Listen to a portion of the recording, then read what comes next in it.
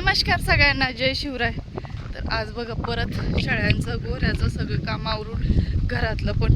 तर 9:30 वाजता मी निघाले बागेत जायला. तर आज बागेतलं काम कंप्लीट होऊन जाईल. गुडांचं सगळं काढायचं पण होऊन जाईल. थोडं थोडं गवत पण कापतोय मोठं मोठं, ते पण काम आज शेवट होऊन जाईल. कालचा दिवस आहे का नाही, 1-2 दिवसात काम कंप्लीट होऊन जाणार आहे. चला आता निघाले मी, डबा वगैरे घेऊन जेवणाचा.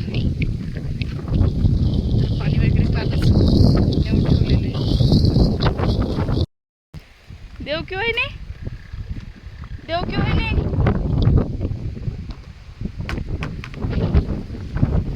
तर देव की वहिनी ना माझ्या आधीच येऊन थांबले. ते इतक्या लांब गेले. देव की वहिनी काय हो, मला म्हणे मी फोन करते म्हणे, फोन करते म्हणे. कोणाचा फोन आहे ना, माझा? काय झालं? नाही ना, नाही येऊ राहिले जेवण करून.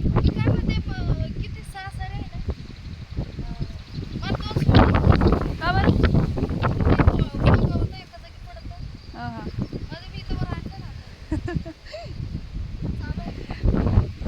हा ना. आई रामा,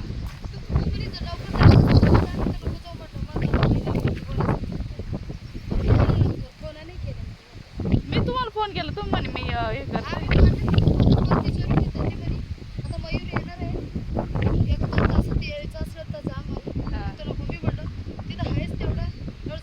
मग काय आपलं झालं का, झालं का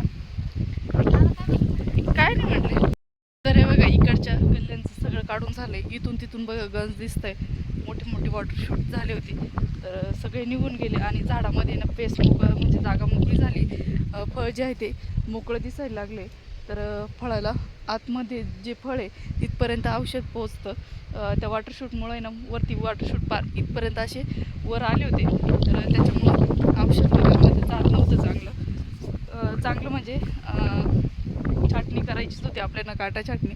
पण असं वाटतंय गरज नाही आहे, कारण की वॉटरशूट आपण काढून घेतले. तर बघू अजून काय निर्णय होतो ते. तर पुढं तर एवढं असं सगळं काढून झाले. तर पूर्ण आमच्या 7 गल्ल्या ज्या आहे ते काढून झाले का, आणि आज 7 राहिले. तर आज 7 गल्ल्या काढायच्या आणि कधी पण घरी जायचं असं ठरलं आहे आमचं. तर आम्ही तिघीजणी काढून मोकळं होतो आता दिवसभरात. कधी पण काढायचं आणि कधी पण घरी जायचं. बघा बागेतलं काम झालंय आणि मी आता दुपारी घरी आले होते. आता परत गवत आणायला, ओझं भरून करून ठेवलेले गवताचं, तर ते आणायला चालले. तर त्यांना घेतलंय, आता ती गाडी येत आहे. तर ओझं घेऊन यायचं आहे गोऱ्याला, शेळ्यांना पुरेल एवढं गवत घेतलंय. तर आज दुपारीच खुरापणीचं आणि ते काम आटपून गेले. मोठं गवत काढायचं खालचं ते सगळं. काल 7 गल्ल्या झाल्या होत्या आणि आज 7 गल्ल्या राहिल्या होत्या. तर मी बाहेरनं म्हटलं 7 गल्ल्या काढा आणि कधी घरी जायचं. तर असं ठरलं होतं आमचं. तर सकाळी लवकरच गेलो होतो आम्ही, त्या पण लवकरच आल्या होत्या. तर काम केलं आणि लगेच दुपारी सुट्टी झाली. मग आल्यानंतर थोडा आराम वगैरे केला. आता शेळ्या ज्या आहेत त्या थोड्याशा पाऊस नाही त्याच्यामुळं फिरून आणले. तर आता निघालो आहे परत गवत आणायला. तर चला पहिलं गवत घेऊन येतो. एवढं ओझं भरून गवत निघलंय, ते घेऊन चालले पुढं.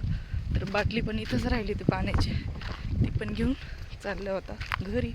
ओझं बांधून घेतलंय. तर आपल्या सुंदरीवरती न्यायचं ओझ्याला. पाऊस नसल्यावर सुंदरी डायरेक्ट थेट इथपर्यंत येऊ शकते. तरी पण ओझं चाललंय गाडीवरती.